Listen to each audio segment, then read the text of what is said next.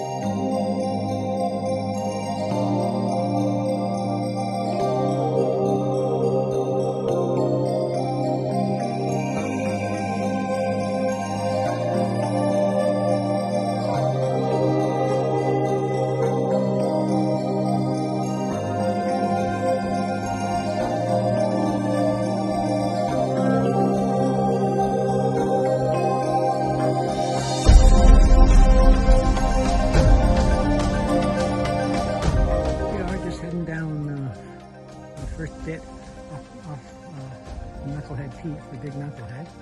There's a bit of a scroungy spot right here. Gotta make sure you hang on. It's a great day up here today, but it is buggy. I don't think I've ever seen it so buggy. There's of course flies and mosquitoes and everything up here. But you know what? Not complaining, just making an observation. You can't complain about when you're enjoying this beautiful backcountry up here in Powell River, BC, one of the greatest places on earth.